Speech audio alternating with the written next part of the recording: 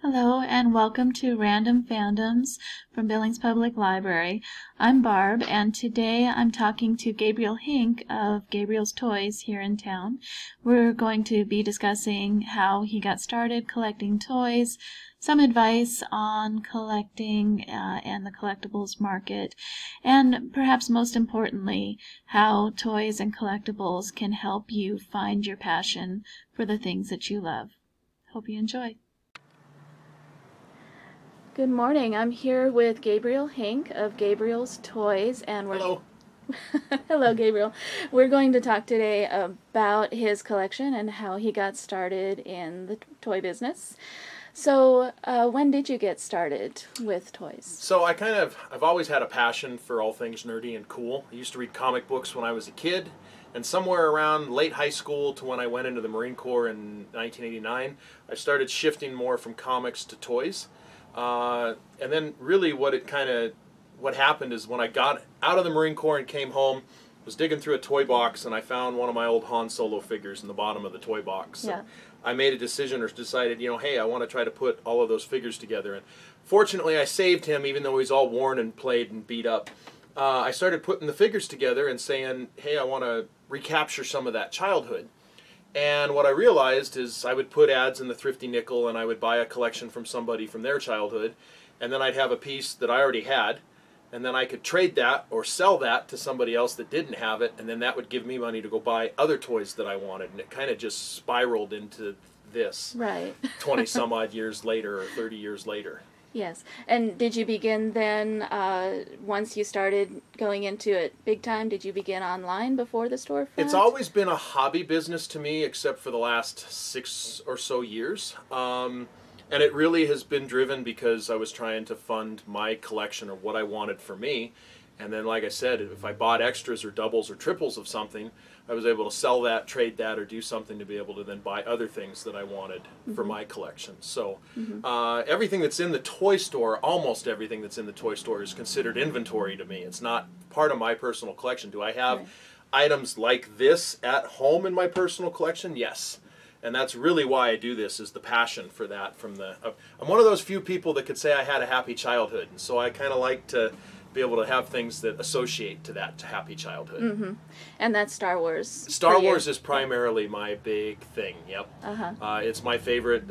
I literally had or have everything that Kenner made from about 1978 to about 1984. Wow. I did have a break-in last year on Mother's Day, and I lost a few pieces in a break-in, and I'm still trying to replenish or rebuy some of those back. I've been doing a pretty good job of finding some of those, so I can't say that I have everything anymore because I'm still missing a few pieces, but we'll find them. They'll come around. Awesome. So. Well, can we maybe just jump right into what you have here on your counter? Sure. I see all kinds of fandoms here. So what I did was try to give a big mix of kind of all things nerdy and cool. That's one of the phrases we like to use here at the toy store. Obviously, vintage Star Wars is kind of my thing, but we'll start with some Star Wars. Star Wars came out in 1977, May 25th. The toys actually didn't get produced until later that following February, March. And what Kenner did was something called an early bird kit, where they sold you a piece of cardboard with a little piece of paper that you could mail in, and you were going to be one of the first people to get the first 4 figures. So they sold you this cardboard display stand with no actual toys in it at Christmas time, because it was the only way they could bring something to market. Right. And then if you mailed in everything, you were able to get your 4 figures roughly around Easter time or a little bit before. That's known as the early bird kit, and it's one of the most highly desired Kenner items that's out there, because if you were one of the few people that actually went through all the steps to mail that away, it came in a little special white box, and your figures showed up in the mail sometime in February of 1978. The popularity of Star Wars after that, the toys is what really helped that franchise grow. Obviously the movies are great, and Star Wars Empire and Jedi are my favorites. I don't care so much for the prequels, but I found that the prequels are a whole lot better than the new stuff that Disney did. So it made me appreciate what George Lucas did for episodes 1, 2, and 3. What your opinions are on any of the movies really doesn't matter, because it's a personal thing for everybody. If you love Star Wars 7, 8, and 9, more power to you. If that's what brings you passion and joy, more power to you. That's really what this collecting is supposed to all be about. Nobody needs an old plastic toy from 1978. in terms of needs. It's not something that Right. you know, makes your life better in a sense, other than it makes you smile and brings you joy. And that's really what a lot of what we do in the toy store is when a customer comes in, and if I can associate a memory where somebody says, "Oh, I used to play with Punky Brewster when I was a kid," you know, that's if that triggers that memory, that's what it's all about. And so many of the collectors, you would think that having a toy store, that your demographic would be like 4 to 9-year-old boys or something. Right. And really, my demographic here in the toy store is more like 25 to 45-year-old males. And it's interesting that boys, you know, we blew stuff up with fireworks, we shot stuff with BB guns, we were very destructive and rambunctious as we were kids. Right. So boys' toys didn't survive as much as girls' toys did. Girls didn't, you know, set their My Little Ponies on fire. Right. So there's more My Little Ponies that Most seem of to them survive. anyway. Most of them anyway. Right. There's more boys' toy or more girls' toys that seem to survive. Girls still have some attachment to that, but boys for some reason seem to have a lot more. You get, I call it the soccer dad mentality. When you're 25, 30 years old, you got 2.5 kids, a house, a mortgage payment, a job that sucks. You want to replace some of your childhood and think back of fonder memories. Right. And that's really kind of what it does to. It's not necessarily midlife crisis. It's earlier rekindling, and that's where the rekindled youth phrase kind of came from. Right. So Star Wars has been hugely popular. There was Kenner produced stuff from 1977 to about 1984, and that's when it fizzled out. There was some stuff in 85, and then it kind of just dried up. Awkwardly enough, the stuff that was produced at the very end is the stuff that has the most value. And the reason for that, I think, is because it wasn't produced in as high of quantity numbers. So it's a little less, there's higher demand and not as much supply. Okay. So there are some figures called Power of the Force that came with a little silver coin. Droids figures, those used to always be sitting at clearance at KB Toys and places like that in the late 80s and even into the 90s. And now some of that stuff that you could have bought back at KB Toys for as little as $2 for $1 are worth hundreds of dollars today. Right. You know, if we'd all had that hindsight or that foresight to be able to see that. But what Kenner dissolved in 1997 and was absorbed or actually taken by Hasbro. So any newer toys are going to be labeled as Hasbro. But there's been a ton of new stuff from all the new movies, and that's been a very, very popular toy line. So I kind of put two Darth Vaders, there's an old and a new. Right. Some other things that have had some rekindling. Teenage Mutant Ninja Turtles have seen multiple movies that have come out. I have an April O'Neil here because there was a bit of time in the 90s where everybody was sought after or looking for the girl figures because the girl figures tended to be one per case or they were short run. Right. So there was a big phase there where everybody was Spawn from Angela or Angela from Spawn. They were looking for any of the female characters. And then all of a sudden that kind of dried up. So now we're seeing collections that have lots and lots of female characters, and really the other characters that were in the line are more in demand. Some other things that have seen some rekindling are Hot Wheels. This is a reproduction of a 1968 Hot Wheel car. You can see Hot Wheels that have come into movie franchise things. Mattel has done an amazing job of producing some Hot Wheels stuff, from anywhere from the regular small size cars to even up big 1/18 or 1/24 scale cars. Right. And those are hugely collectible. There are a lot of Hot Wheel collectors. I'm a classic car guy, and so I like having life-size cars. I'm into Camaros and Trans Ams, so I jokingly kid around and say that my Hot Wheel collection is 1-to-1 scale. So I like that. but I do have some Hot Wheels.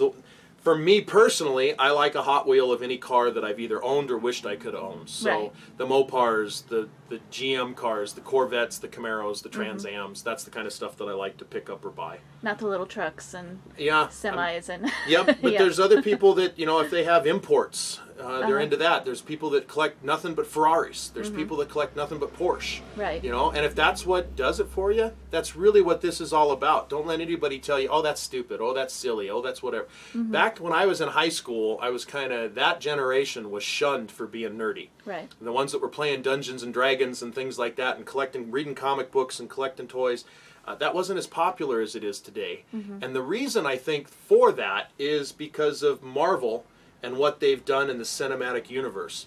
Marvel has done, you know, as everybody knows, starting with Iron Man and going all the way through Infinity War. There's been an amazing bunch, and that brings all of that Marvel characters up to mainstream media, and all of a sudden now it's cool. Right. If you like Iron Man, it's cool if you like Hulk. It's cool if Black Widow is your hero or heroine. Right. Absolutely. So that's kind of the cinematic universe of that is really done. And then of course you've got other spin-offs with that, with like Deadpool. That one's been, Deadpool is hugely popular. He first appeared in New Mutants number 98 back in and that was in 1992 or 3. I'm not 100% sure on my date on that. In the late 90s, you could have found that comic book in the dollar bin at most comic book shops. Oh, really? And then as the popularity of that character started to really kind of surface and come up, that started to become a $10 or $20 comic.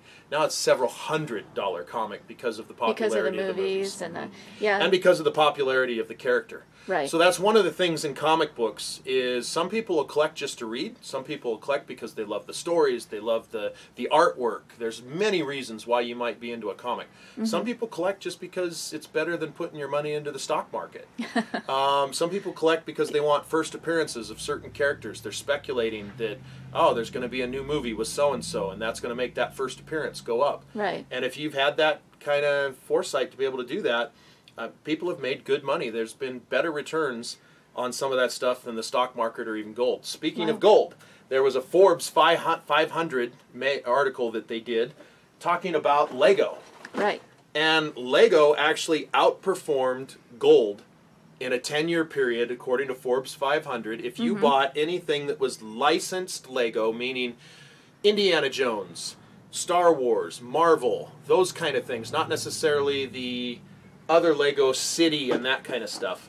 But the licensed franchise stuff from Lego has outperformed or escalated in value, or increased in value higher than gold has over the last 10-year period from that.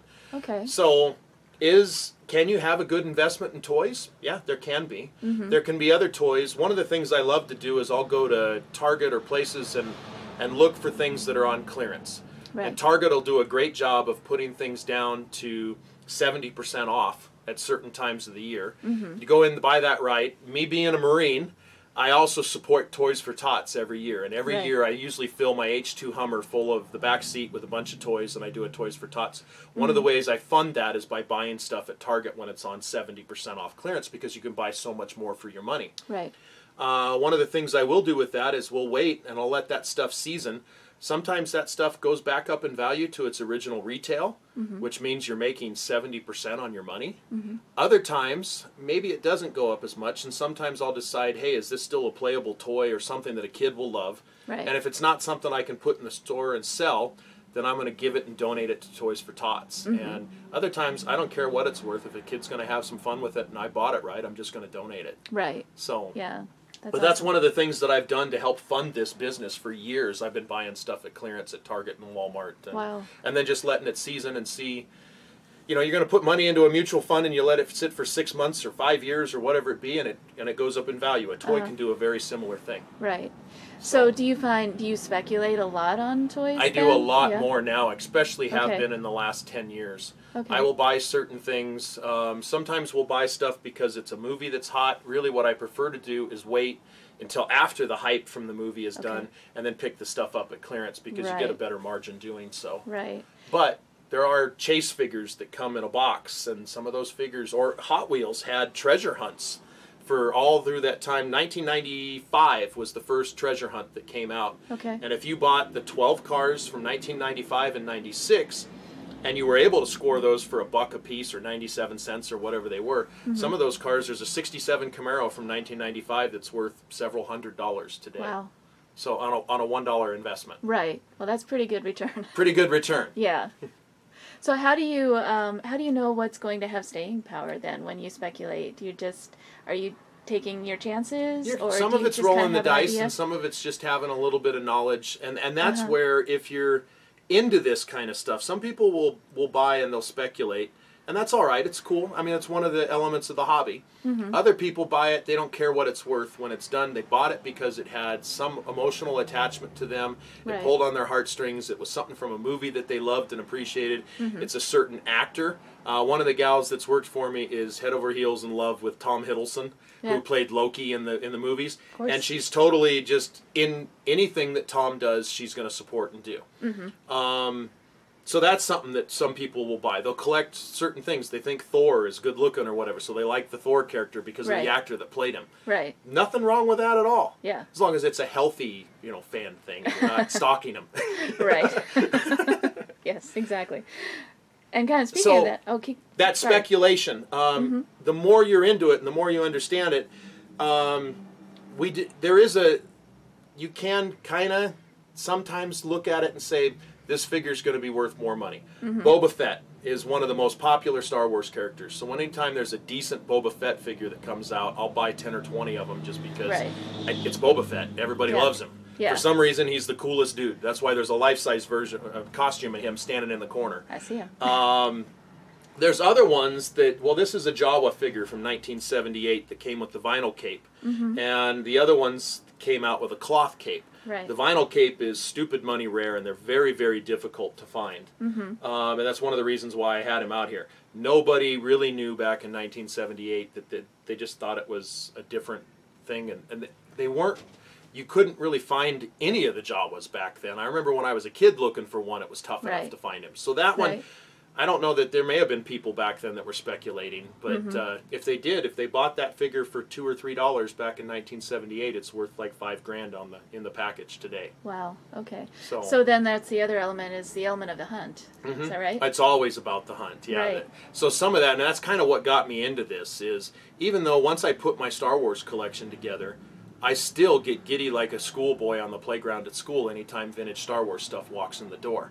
Yes, I already have that stuff at home, but I just love when that stuff comes in because I get to put the right figure with the right gun and accessorize and put them together the way they're supposed to be. And some people will come in and all the accessories are sitting in a bag. Right. To me, that's the most fun I can have when I get to sit down and go, okay, this is so-and-so's gun, this is Forlom's gun, this is... And I can do it from memory because that's what I did as a kid. Right. So it literally brings me right back to being about 7, 8, 9 years old. Okay. And that's one of the reasons why I enjoy the vintage Star Wars stuff so much. Yeah, definitely. And I can also see one of my favorite franchises there, which is the Star Trek. Star Trek. So here I've got, this is an original Mego from probably 1976, 75. We actually had this, we met William Shatner at a Comic-Con in Salt Lake City, and I had this signed. So this is one that's out of my personal collection. Mego, the corporation that made that, actually got relaunched here about 4 or 5 years ago, and this is a newer Mego figure. This is one of Chekhov that was never actually made for this toy line. So it was kind of cool to see this figure because they sculpted the head and made it look as vintage as they could, but it's still a retro toy. Right. So this was actually something you could buy brand new for about $10 at Target. And then I think Walmart started carrying them as well. When they first came out, Target had the exclusive for that. So I love Star Trek just as well. I mean, I hate when I see people go, oh no, Star Wars is better, Star Trek is better. No, they're both freaking cool. Right. You know, you don't have to hate on either one of them. Yeah. So, yeah, for different reasons. Yep, and whatever reasons that tugs at you or makes you like and appreciate them, more power to you. That's really what this is all about. Right. So, and what do you see as, we've got all the classic trends, what do you see as the new trends going forward in the toys? You know, I don't really know well, this is one... I don't know if it's a new trend. Funko Pop came out a number of years ago, and when they first came out, I looked at that and I thought, gosh, that's the Beanie Babies of the 2000s. They're going to fizzle and die. And that toy line has just been so utterly successful because they keep getting more and more and more licensed franchises for it. There's practically a Funko Pop for anything that you can think of.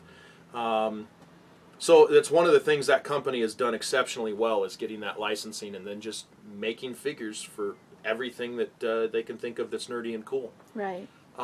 As to what the next biggest craze is, I always try to pay attention at Christmas time and see what is you know, what's the new hot toy for Christmas? Years ago, it was Tickle Me Elmo or Teddy Ruxpin. Right. Or stuff like that, or Cabbage Patch Kids. I was one of those. I was never into Cabbage Patch Kids, but I have younger sisters that were. When those came out, I remember waiting in line and running to go get a pair of Cabbage Patch Kids so that each one of my sisters could have them at Christmas time. Right. That's a cool childhood memory for me, and it's from a toy that I didn't even play with or appreciate, but it was fun for me because it went to my sisters. Right. So, right. So if we look at the things that the kids are playing with now, that's sort of the stuff that's going to... It could be. Possibly be big in the future. So the stuff that's got, if you're seeing it in the news, if you're seeing it in pop culture, that's kind of stuff to pay attention to. For the parents that are out there, one of the things, in fact, just over here to my right, is a lot of my son's Lego sets that he just, his mom just moved into a different house and all of that was stored in her attic and they didn't have room, so he brought all the stuff down to me, and he wanted... I'm either going to turn it into cash and put it into his college fund, because one of the things that we did do, and I'm trying to find a box that we actually broke down. We didn't, some of them we cut down, but we saved all the instruction booklets for stuff, and then we bagged up all the Legos and made sure that they were complete and put in a bag. Right. By doing that, it actually kept some value to the sets that he had. Because one of the things with Legos is there's 1,000 pieces that come in the set. The money is in the little minifigures. Okay. And the rest of the bricks and stuff that make the castle or the car or the whatever it be is probably only about 30 or 40% of the value of the Lego set. Sometimes the Lego sets have exclusive figures for that set, and those figures are worth the majority of the money in that. Right. And because of the Lego, like we said with the Forbes 500, keeping them brand new in a box definitely helps. There's a higher resale value on something that's sealed, because they're either going to keep it sealed, or if a kid wants to be able to play with it, they'll spend a little extra money knowing that 100% of the contents that are supposed to be in this box are actually in this box. Right. So some parents will spend a little more rather than buying a used set, and then you find out that it's missing a couple of the pieces. Exactly. And sometimes chasing those pieces down just isn't worth the effort. Right. So one of the things I let customers know to do for Lego is... we have little baggies you can go buy at the grocery store. You can get snack pack bags. And you can store the minifigures in the snack size Ziploc bags. And that just keeps the right accessories with them. We also do that with G.I. Joe figures, with Star Wars figures. It helps keep the guns from getting lost, and the little backpacks and accessories. Right. And they're a couple bucks for 50 or 100 snack bags at the grocery store. So that's one of the things for collecting and keeping things safe. Sometimes bubbles will turn yellow due to, we're not actually sure if it's heat, ultraviolet light, or just age. The oils in the plastic start breaking down and a bubble will become yellow. That hurts the value on the toy, but it's also something that just naturally occurs with age. Right. So if you can have a clear bubble, it's worth more than a yellow bubble. Okay. And then there's acrylic cases that the Kirk is stored in. This is to keep the figure in the shape that it's in, but also protect it because it's autographed. There is a service called AFA where they grade a figure, and then what they'll do is they'll seal this up on the bottom.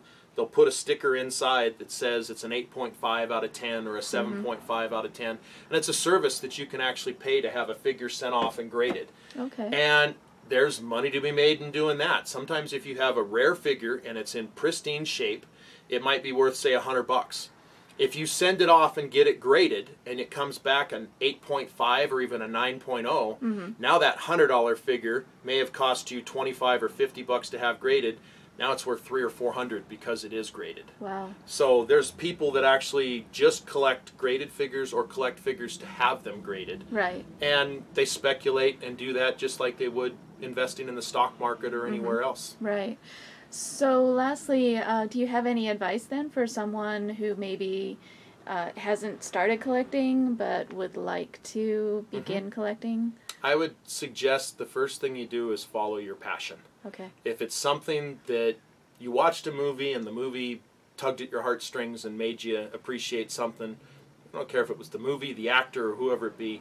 Start with something that makes you happy or puts a smile on your face. Right. If it increases in value, that's a bonus. Some people get into it just for the money. Some people are into it just because it makes them smile and feel good. Yes. That's kind of why I have the shirt here, that it's never too late to have a happy childhood. Absolutely. If you have something that triggers a childhood memory, put that on a shelf. You don't have to buy every single toy in a toy line. But if you have a character that you loved as a kid, maybe find one of those. And you don't have to come in here and buy it from me. You can find that stuff on eBay. You can find that stuff at garage sales. Some of that is the thrill of the hunt. Right. Go into an antique store. We have a beautiful antique store right down the street here in Billings called, oh good gosh, now I'm going to be all... Is it the mall, the antique mall down? Well, the antique mall right down the street, Yesteryears. Yes. I'm sorry, I'm brain farting here.